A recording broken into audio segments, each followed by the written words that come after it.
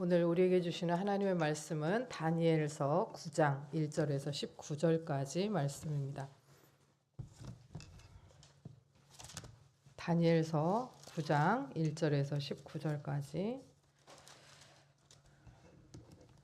구약성경 1247쪽 함께 교독하겠습니다. 메대 족속 아하수에로의 아들 다리오가 갈대아 나라 왕으로 세움을 받던 첫 해,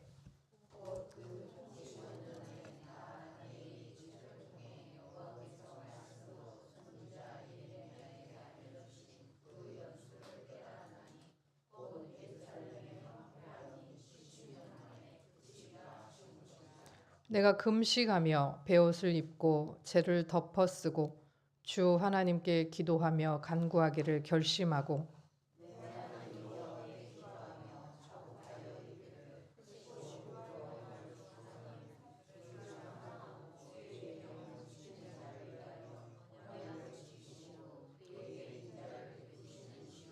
우리는 이미 범죄하여 패역하며 행악하며 반역하여 주의 법도와 규례를 떠났사오며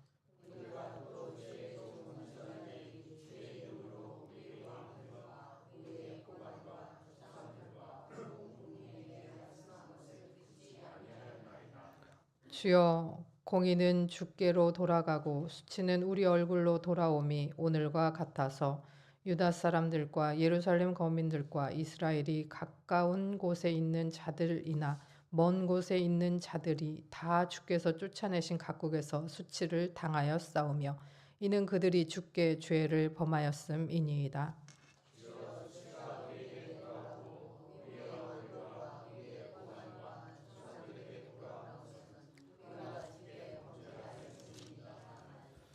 주 우리 하나님께서는 긍휼과 용서하심이 있사오니 이는 우리가 주께 패역하였음이오며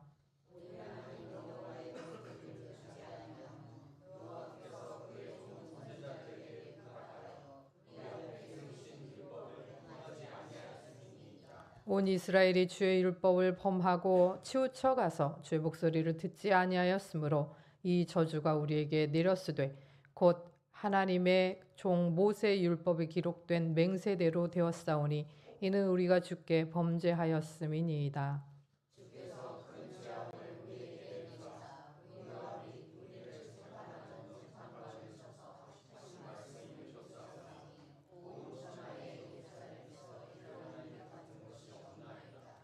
모세의 율법에 기록된 대로 이 모든 재앙이 이미 우리에게 내렸사오나 우리는 우리의 죄악을 떠나고 주의 진리를 깨달아 우리 하나님 여호와의 얼굴을 기쁘게 하지 아니하였나이다.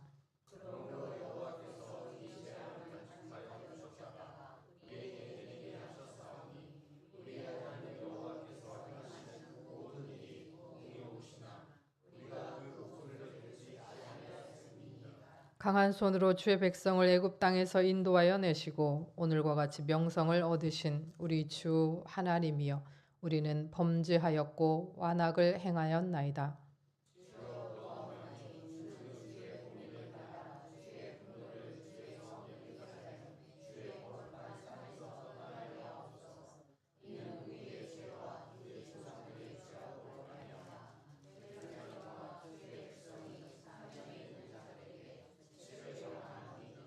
그러하온즉 우리 하나님이여 지금 주의 종의 기도와 간구를 들으시고 주를 위하여 주의 얼굴빛을 주의 황폐한 성소에 비추시옵소서.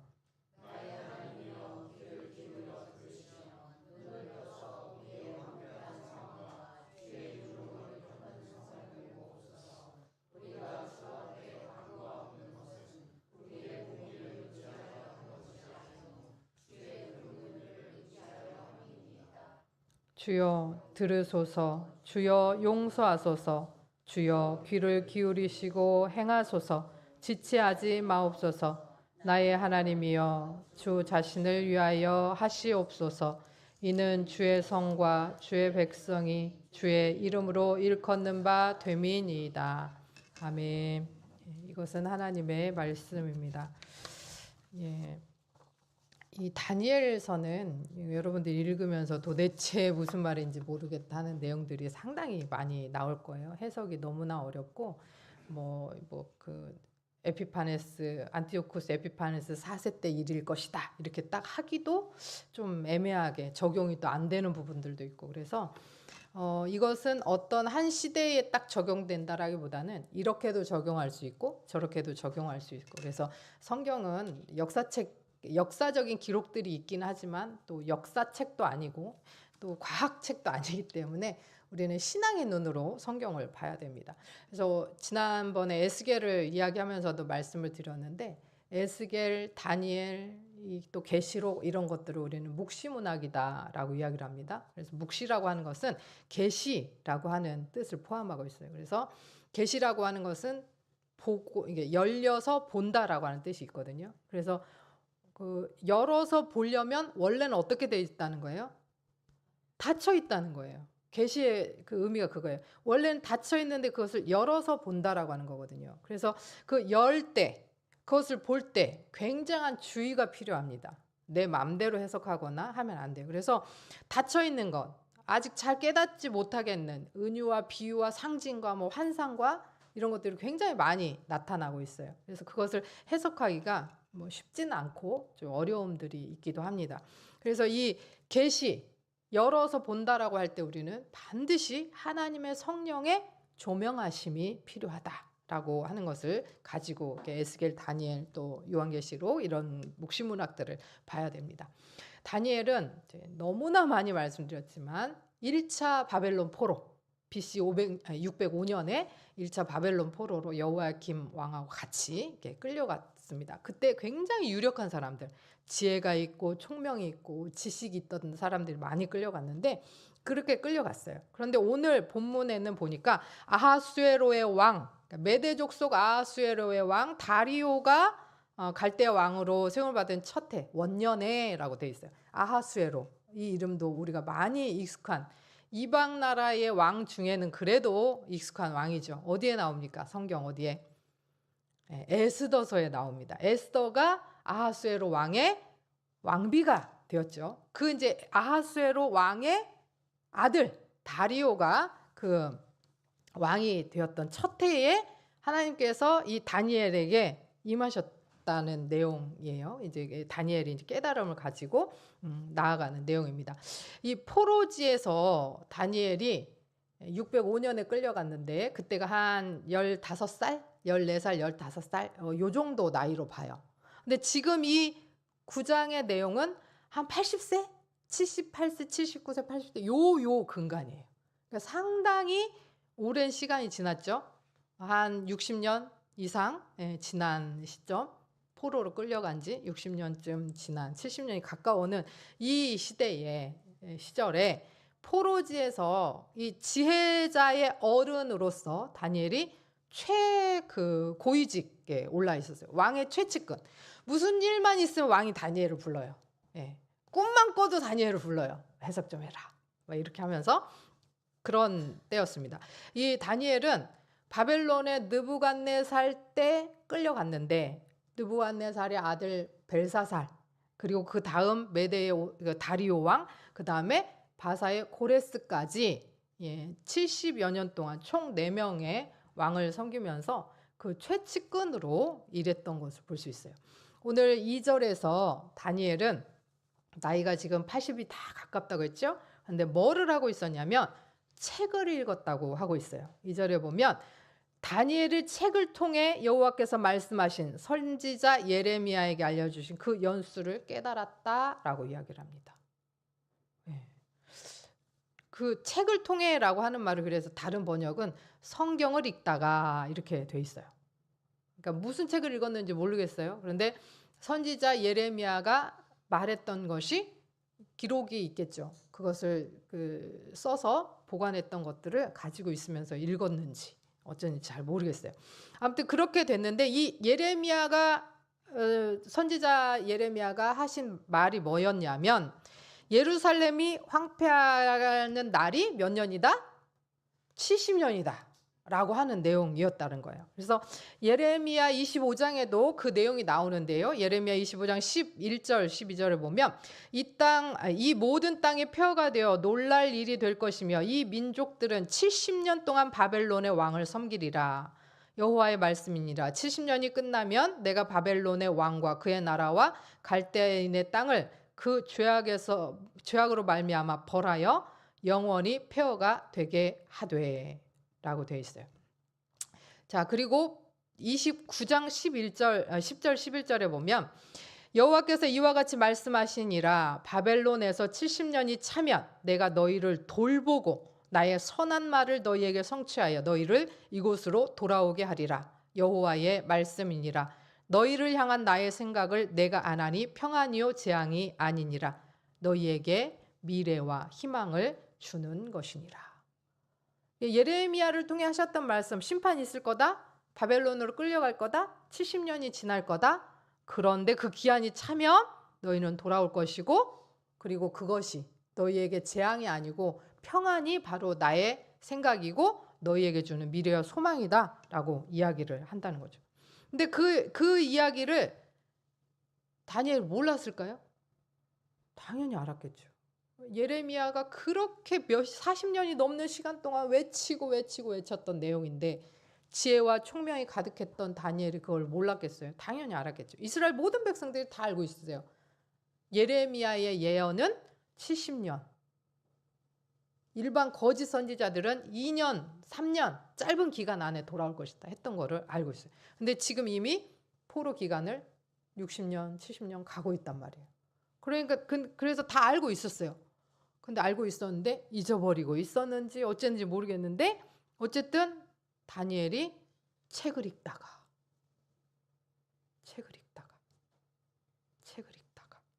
그것을 깨달았다라고 하는 거예요.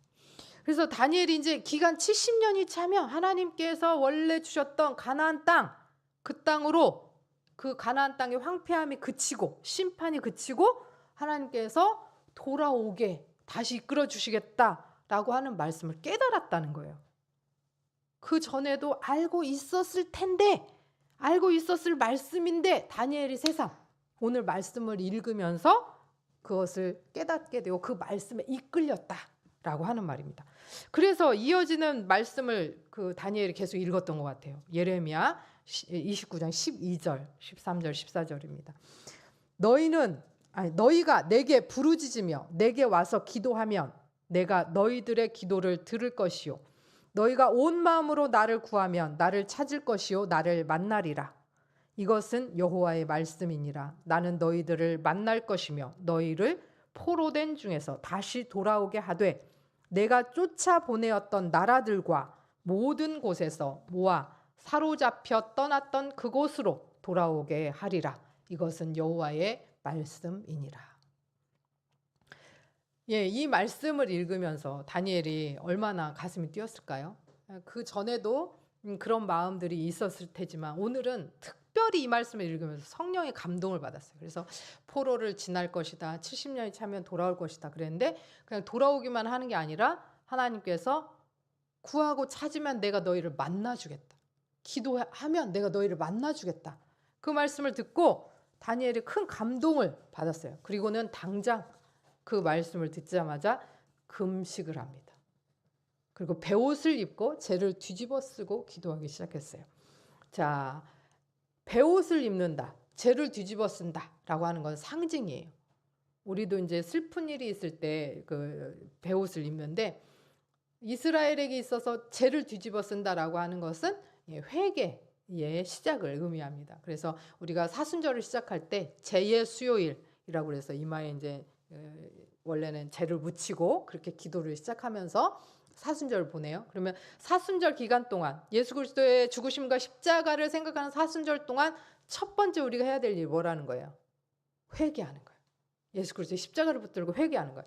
근데 다니엘이 하나님의 말씀을 읽다가 깨달음이 와서 처음 한 일이 뭐냐면 베옷을 입고 하나님 앞에 재를 뒤집어 쓰고 회개한 거예요.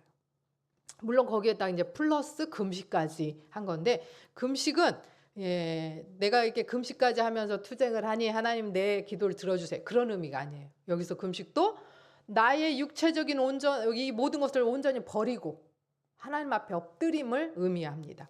그래서 이 제일 먼저 하나님 앞에 그 말씀을 깨닫고 나서 드린 것이 회개였다라고 하는 거죠. 그러면서 선지자들을 통해서 하신 말씀을 이렇게 기억해내면서 하나님 앞에 뭐라고 회개하냐면, 하나님, 선지자를 통해서 그렇게 많이 우리에게 회개하라 돌아오라 말씀하셨는데 우리가 그것을 듣지 않아서 우리가 이 낯뜨거운 이 수치를 당해가지고 포로로 끌려가고 흩어지고 민족이 말살당하고 이렇게 살아가는데, 이 수치스러운 이스라엘의 모습을 고백합니다. 그리고는 마치 자기가 지은 죄처럼 하나님 앞에 스스로 죄를 고백해요. 그러니까 우리가 보통 이제 누가 자식이 잘못했을 때 부모가 대신 죄송합니다, 잘못했습니다 할 수도 있는 거고, 나라에 어떤 문제가 있을 때 나라의 대표나 누군가가 자기가 그 일을 하지 않았지만 대표해서 죄송하게 생각한다, 책임을 통감한다, 뭐 이렇게 얘기하는 것들이 내가 그 일을 꼭 행했기 때문이 아니라 내가 그것에 대한 책임을 가지고 이렇게 하는 거거든요. 다니엘은 사실 지혜와 총명이 굉장히 뛰어났던 사람이었어요. 그래서 다니엘이 잘못한 건 별로 없는 것 같아요. 근데도 불구하고 그 모든 죄를 하나님 앞에 고백하면서 자기가 지은 죄처럼 고백하고 있다는 거예요. 5절 6절입니다. 범죄하여 패악하며 행악하며 반역하여 주의 법도 규례를 떠났사오며, 우리가 또 주의 종 선지자들이 주의 이름으로 우리의 왕들과 우리의 고관들과 조상들과 온 국민에게 말씀하신 것을 듣지 아니하였나이다. 그러면서 고백하는 거예요. 그리고 7절에서 15절까지도 계속해서 우리의 수욕은 주께 범죄함이고 주님께 우리는 패역했고 주의 목소리를 청종하지 않았고 또 율법을 지키지 않았고, 또 재앙이 임함에도, 그러면 재앙이 임하면 이제 느끼고 회개하고 돌이켜야 되는데 그럼에도 불구하고 우리는 죄를 떠나지 않아서 주의 얼굴에 은혜를 구하지 않았다. 그래서 주를 기뻐하게 하지 않았다라고 하면서 철저하게 회개를 합니다. 너무 긴 절수를 통해서 계속해서 회개를 하고 있어요. 그런데 다니엘이 이렇게 회개를 하고 하나님 앞에 긍휼을 구하는 기도를 해요. 긍휼을 구하는 기도를 하는데, 다니엘이 하나님, 내가 기도했으니 들어주세요 라고 하는 게 아니에요. 하나님 앞에 어필하는 게 있습니다. 4절입니다. 내 하나님 여호와께 기도하며 자복하여 이르기를, 크시고 두려워할 주 하나님, 주를 사랑하고 주의 계명을 지키는 자를 위하여 언약을 지키시고 그에게 인자를 베푸시는 이시여. 그러니까 하나님의 성품을 선포합니다. 하나님의 성품이 어떤 분이세요? 크고 두려우신 분이시고, 그리고 당신을 사랑하는 자, 계명을 지키는 자를 위해서는 언약을 지키시는 하나님, 그리고 인자를 베푸시는 하나님이라고 하나님의 성품을 선포합니다. 9절은 새 번역으로 한번 읽어드릴게요. 우리말 성경보다 새 번역이 조금 더 와닿습니다. 주 우리 하나님은 우리를 긍휼히 여기시며 용서하여 주셨으나 우리는 하나님께 반역하였습니다. 그러니까 여기서도 하나님의 성품을 드러내죠. 하나님은 우리를 긍휼히 여기시는 분, 용서하여 주시는 분이다라고 선포하는 거예요. 18절입니다. 우리가 주 앞에 간구하옵는 것은 우리의 공의를 의지하는 것이 아니요 주의 큰 긍휼을 의지하여 함이니이다. 우리가 하나님 앞에 회개하고 이렇게 기도할 수 있는 것은 내가 지금, 다니엘이 지금 하나님 앞에 지혜자로 서 있고 그래도 하나님 앞에 좀 바르게 서려고 하기 때문에 하는 것이 아니고, 사자굴에 들어갈 지언정 나는 하나님께 기도하지 다른 신상을 향해서 기도하지 않습니다. 내 의, 그것을 앞세워서 하는 것이 아니고 뭐에 의지해서 하는 거다? 주의 긍휼을 의지해서 하나님의 성품에 나를 내어 맡긴다라고 하는 거죠. 하나님은 언약을 지키시고 인자하시고 긍휼과 용서를 베푸시는 하나님이다. 그 하나님께 다니엘은 지체하지 않고 용서해 주시기를, 회복해 주시기를 기도합니다. 그러면서 이스라엘 성읍과 이스라엘 백성이 하나님 것이기 때문에, 하나님의 이름으로 불리기 때문에, 그러니까 꼭 백성들만을 위한 것이 아니라 하나님 당신을 위해서, 당신의 이름을 위해서 그렇게 해달라고 이야기를 합니다. 19절 새 번역입니다. 주님 들어주십시오. 주님 용서하여 주십시오. 주님께서 들어주시고 이루어 주십시오. 나의 하나님, 만민이 주님께서 하나님이심을 알아야 하니 지체하지 말아 주십시오. 이 도성과 이 백성이 주님의 것이기 때문입니다. 20절에서 27절에 보면은 다니엘의 이 기도와 회개에 대한 하나님의 응답으로 예루살렘은 중건될 것이다 라고 하는 응답이 내려옵니다. 물론 그 전에 이미 선지자 예레미야를 통해서, 많은 선지자를 통해서 너희가 회개하고 돌아오면 하나님께서 성전을 재건시켜 주시고 예루살렘을 재건시켜 주실 것이다 라고 약속하셨죠. 오늘 다니엘도 20절에서 27절까지 그 하나님의 예언을, 그 언약의 성취의 말씀을 듣습니다. 그런데 이 예언이 언약될 때까지 7일에 또 62일에가 걸릴 것이다 라고 돼 있어요. 자, 문자적으로는 일해가 7일이잖아요. 그래서 7일이면 49일밖에 안 돼요.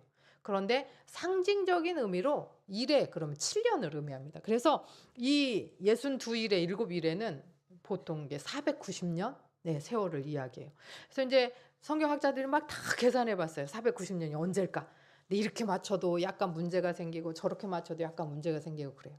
근데 이건 상징적인 것이기 때문에 하나님께서 약속하신 시간이 지나면 구원이 이루어지는데, 그래서 이 길게 하나님의 약속은 우리가 내일 당장 이루어질 것으로 물론 받을 수도 있겠지만 약속이 그렇게 언약이 금방 이루어지는 것이 아니라 길게 기다려야 된다.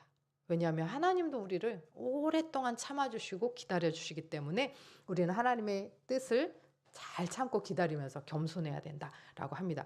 그래서 이 490년이라고 하는 것은 희년이 돌아오기, 그 50년째로 우리가 희년이라고 해서 49년째 그 다음에 해가 희년, 새로운 시작, 새로운 회복을 의미하는데 온전함을 의미하기도 해요. 7일에 또 70일에 이렇게 되면, 그래서 이것이 이루어진 때는 아마도 예수 그리스도의 재림 때에 온전하게 이루어질 것이다 라고 생각을 합니다. 사랑하는 성도 여러분, 하나님이 말씀하신 시기가 지금 가까워오고 있어요. 다니엘이 볼 때 거의 다 됐어요. 그리고 하나님이 그 말씀을 보게 하셨고 깨닫게 하셨어요. 하나님의 말씀은 이루어질 거니까 그러면 기도할 필요가 없겠네 라고 생각하면서, 하나님의 뜻은 정해져 있고 하나님은 그렇게 움직이실 거니까 그냥 가만히 있어도 되겠네 라고 생각할 수 있어요. 그러나 그렇지 않다라고 하는 거예요. 심판 주게도 막아설 그 한 사람, 누구 한 사람만 나 좀 막아줘. 내가 지금 심판하려고 하는데 한 사람만 와서 나에게 엎드려 기도해라. 나를 찾아라. 나에게 돌아와라. 그 막아설 한 사람이 없냐? 없대. 없어서 심판이 이루어질 수밖에 없대요. 그 막아설 한 사람을 찾으시는 그분께서 이 구원의 날이 가까워오고 있는 이때에도 하나님 앞에 회개하고 하나님 앞에 가까이 가고 하나님의 문을 두드리고 하나님의 인자의 얼굴을 구할 그 한 사람을 찾고 계신다는 거예요. 다니엘은 지금 늙었어요. 이제 하나님 앞에 갈 날이 얼마 남지 않았어. 살 만큼 살았어요. 4명의 왕을, 그러니까 4명의 왕이 우리처럼 4명의 왕이 지나갈 동안, 우리는 더 많은 왕이 아니라 대통령이지만 지나갈 동안 살겠죠. 벌써 저도 몇 명을 지났는지 몰라요. 5년마다 한 번씩 바뀌니까 우리가 죽을 때까지 하면 훨씬 다니엘보다 많은 대통령을 지나가지만 우리는 필부죠, 필부. 그래서 그냥 알 뿐이지, 대통령이 누군지 그냥 알 뿐이죠. 그렇죠? 근데 이 다니엘은 그 4명의 왕이 최측근에서 왕이 오라 하면 당장 불려갈 수 있는 가장 가까운 곳에 살았어요. 그 지혜자 중에 지혜자였어요. 그래서 이 지혜자의 수장, 우두머리로 살았어요. 세상적인 기준으로 보면 성공한 사람. 뭐 그렇게 왕 앞에 맨날 불려가는 사람인데 왕이 돈도 안 주고 했겠어요? 집도 안 주고 했겠어요? 좋은 집도 주고 돈도 많이 주고 그러고 했겠죠. 세상적인 기준으로 성공한 사람. 포로로 살면서도 사실은 땀 부러울 게 없이 살아요.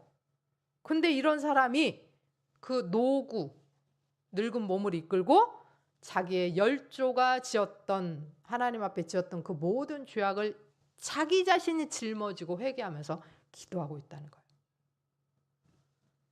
그러면 다니엘이 물론 맨날 기도를 했지만 오늘 특별히 9장에서 이렇게 자기 10주의 죄를 짊어지고 기도할 수 있었던 이유가 뭐냐?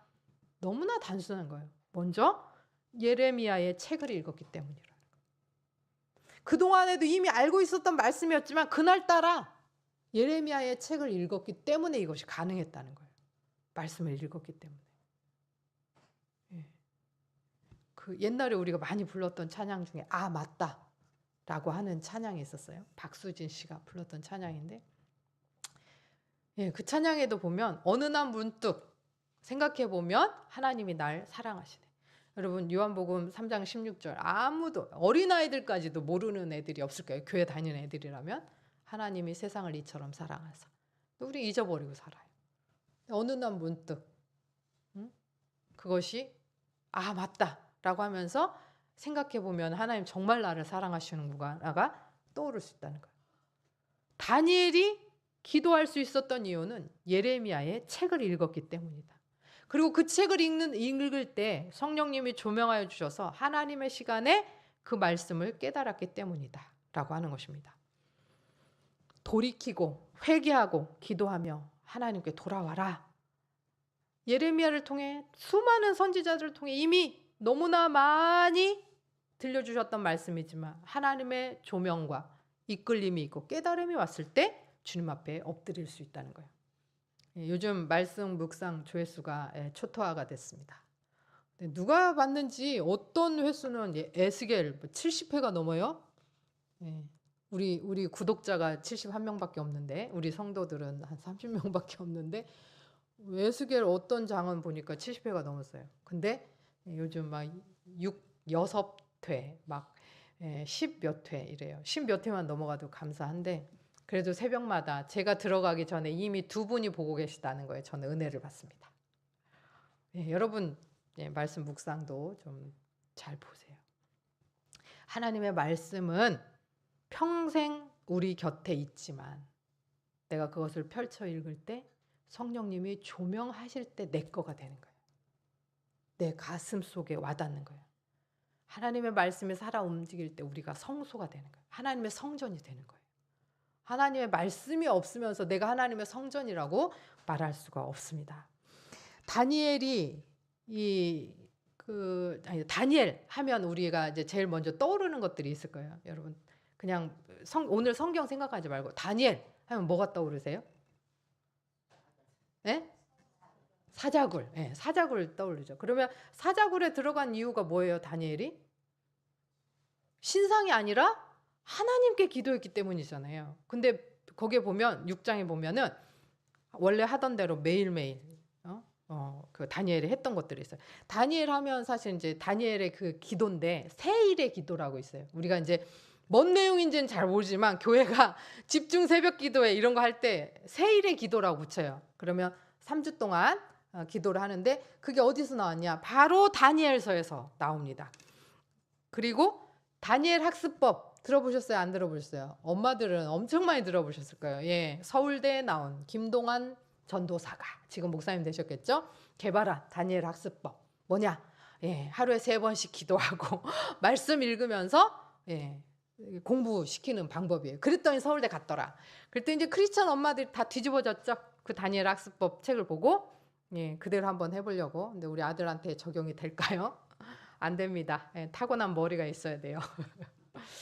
근데 어쨌든 지혜, 솔로몬과 더불어 지혜 하면 다니엘을 빼놓을 수가 없어요. 그래서 다니엘 학습법이 나온 거예요. 그리고 교회에서 특별 새벽 기도회 3주 동안 뭐 이런 거 하면 세일에 철야, 세일의 기도회. 이게 다니엘서에 나온 거예요. 다니엘 10장 2절 3절입니다. 그때에 나 다니엘이 새 이래 동안을 슬퍼하며 기도를 했대요. 그런데 이 새 이래가 차기까지 좋은 떡을 먹지 아니하고 고기와 포도주를 입에 대지 아니하며 또 기름을 바르지 아니하니라. 이 새 이래 동안 이때는 언제냐면 바사왕 고레스 3년에 티그리스 강변에서 이 다니엘이 3주 동안 기도했어요. 이때도 뭐 금식은 아니지만 좋은 거 먹지 않고 고행을 하면서 기도를 한 거예요. 3주 동안. 그때 마침내 다니엘의 응답이 왔는데요. 10장 14절에 보니까 이제 내가 마지막 날에, 이 마지막 날은 세일의 마지막 날 21일째 되는 날에 내 백성이 당할 일을 내게 깨닫게 하러 왔노라. 이는 이 환상이 오랜 후의 일임이라 하더라. 그래서 다니엘에게 깨달음을 주려고 천사가 그 응답을 가지고 왔다라고 하는 거예요. 여러분, 다니엘은 한낱 포로에 불과했어요. 그래서 사실 다니엘이 말 한마디 잘못하면 죽을 수도 있는 그런 상황이었어요. 그런데 포로에 지금 뭐 부귀도 가지고 있고 뭐 평안하게 살고 있고 하긴 하지만 그럼에도 불구하고 신분은 포로였다는 거예요. 그러니까 목숨 내놓고 기도하는 거예요, 다니엘이. 그런 다니엘이지만 이 세상을 제패한 제국의 한복판에서 온 세상을 통일해버리고 그때 그 중동 지역 팔레스타인을 제패했던 이 왕들 앞에서도 굴복하지 않고 하나님의 뜻을 따라 하나님의 그 뜻을 전하며, 꿈의 해석은 누구에게 있다라고 맨날 고백해요, 다니엘이? 하나님께 있지 않습니까? 라고 고백해요. 우린 여기서 누구를 떠올릴 수 있습니까? 요셉. 다니엘은 그래서 제2의 요셉이라고 그래요. 모든 해석은 하나님께 있습니다. 그리고 요셉은 누구를 상징하느냐? 또 요셉은 예수 그리스도를 상징하죠. 그곳에 볼모로 잡혀가서 구원받게 한, 자기 백성들을 구원한 이 다니엘도 같은 맥락으로 있어요. 그래서 그 제국의 항복판에서 하나님의 뜻을 전해요. 꿈의 해석은 하나님께 있지 않습니까? 제가 하는 것이 아닙니다. 라고 하면서 합니다. 다니엘이 이렇게 할 수 있었던 것이 뭐냐? 바로 다니엘은 기도의 사람이었기 때문이다 라고 하는 것입니다. 느부갓네살 왕이 꾼 꿈이 무엇이고 그 해석이 어떻게 되는가, 그것을 몰라가지고 다 죽인다 그랬어요. 그때 당시에 지혜자들, 술사들을 다 죽인다고 그랬을 때 다니엘 2장 18절입니다. 하늘에 계신 하나님이 이 은밀한 일에 대하여 불쌍히 여기사 다니엘과 친구들이 바벨론의 다른 지혜자들과 함께 죽임을 당하지 않게 하시기를 그들로 하여금 구하게 하니라. 본인만 기도했을 뿐 아니라 극박한 상황이 되니까 기도해달라고 한 거예요. 같이 기도한 거예요. 그러면 기도해 주십시오 하고 다니엘 기도 안 했어요? 다니엘 기도했죠. 뭐라고 기도했어요? 하나님, 나 느부갓네살 왕이 꿈 뭔지 몰라요. 그 꿈이 무엇인지. 왕이 꿈도 말 안 해주고 해석을 내놓으래요. 꿈이 뭔지 하고 해석을 내놓으래요. 안 그러면 다 죽여버린대. 가서 다니엘이 기도한 거 얼마나 극박했겠어요. 기도했더니 하나님께서 그 꿈을 해석해 주게 하는 거죠. 그 다음에 메대왕 다리오 때에는 30일 동안 우리가 잘 아는 사자굴, 아무에게도 기도하면 안 되고 딱 그 왕에게만 기도해야 된다라고 했어요. 그런데 다니엘이 6장 10절에 다니엘이 이 조서에 왕의 도장이 찍힌 것을 알고도, 자, 이때 당시에 왕은 다니엘을 엄청 신임했어요. 힘이 있었어요. 그런데 이때 당시 이 나라, 메대 나라라고 하는데 왕의 도장이 찍혀 있다. 그러면 왕이라도 번복할 수 있다, 없다? 번복할 수 없다. 에스더서에서도 아하수에로 왕이 도장 꽝 찍으니까 이스라엘 백성들 다 죽여라, 하만의 그 조서가 이렇게 왕에게 하만이 꼬셔가지고 내린 조서를 번복할 수 없어서 그 조서는 살아 있고 대신 하만을 이스라엘 백성이 죽일 수 있다라고 하는 새로운 조서가 떨어져요. 그러니까 이스라엘을 죽이면 안 된다라는 조서가 나올 수가 없는 거예요. 그건 안 되고 이미 임금이 조서를 내렸으니까 그건 살아있지만 대신에 거기에 맞서서 이스라엘 원수들을 맞서서 싸울 수 있는 조서가 내려오게 되는 거예요. 왕이 한번 도장 찍으면 못 바꾸는 거예요.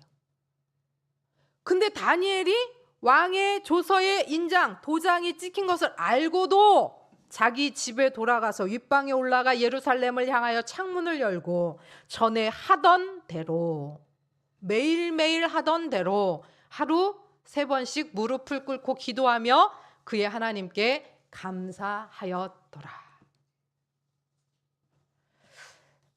다니엘 1장 20절입니다. 왕이 그들에게 모든 일을 묻는 중에 그 지혜와 총명이 온 나라 박수와 술객보다 10배나 나온 줄을 아니라. 5장 14절입니다. 내가 내게 대하여 들은즉 내 안에는 신들의 영이 있으므로 내가 명철과 총명과 비상한 지혜가 있다 하도다. 다니엘 1장에 보면은 다른 사람들보다 10배나 더 지혜롭다라고 하는 말이 나와요.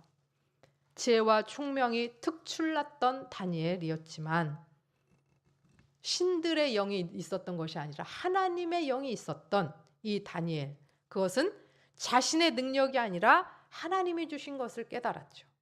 그랬기에 언약을 지키시고 긍휼과 용서로 당신의 백성을 사랑하시는 하나님을 믿고 그 하나님의 성품 앞에 담대히 나아가서 기도와 간구를 달라고, 빛을 비춰달라고 엎드렸던 겁니다. 다니엘의 기도가 뭐예요? 하나님, 당신의 얼굴빛을 주의 성소로 다시 비춰주소서. 주의 성소 어디? 예루살렘. 그 예루살렘을 다시 회복시켜달라고 기도했던 것입니다. 우리도 주의 능력과 언약과 긍휼과 사랑을 알고 겸손히 하나님 앞에 엎드리길 간구합니다. 그래서 하나님께서 우리의 기도와 간구를 들으시고 주님을 위하여 주의 얼굴빛을 주의 황폐한 이 성도들의 성소에 비춰주시기를. 그래서 성전된 우리가 다시 주의 사랑과 언약과 말씀으로 되살아나기를 소원합니다. 기도하겠습니다. 내가 내게 가르치며 내게 말하여 이르되 다니엘아, 내가 이제 내게 지혜와 총명을 주려고 왔느니라. 하나님 아버지, 우리가 주께 엎드려 기도하면 주님께서 우리에게 지혜와 총명을 주실 줄 믿습니다. 주의 선하시고 인자와 긍휼과 사랑을 우리에게 부어주시는 하나님이심을 믿고 오늘도 죄로 가득한 몸 이끌고 주님 앞에 엎드립니다. 주님, 지금 주의 종들의 기도와 간구를 들으시고 주를 위하여 주의 얼굴빛을 주의 황폐한 주의 자녀들에게 우리들의 성소에 비추어 주옵소서. 하나님의 말씀을 듣고 엎드릴 때 아버지 다니엘과 같이 시간을 정하여 주님 앞에 엎드려 기도할 수 있도록 결단하게 하여 주옵소서. 예수 그리스도의 이름으로 기도합니다. 아멘. 찬송가 299장 부르시면서 준비하신 예물을 올려드리겠습니다. 노하여 주옵소서.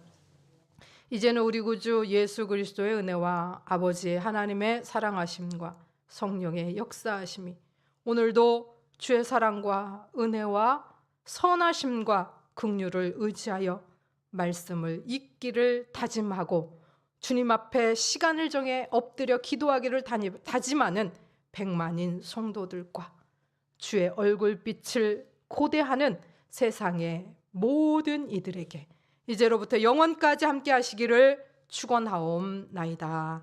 아멘.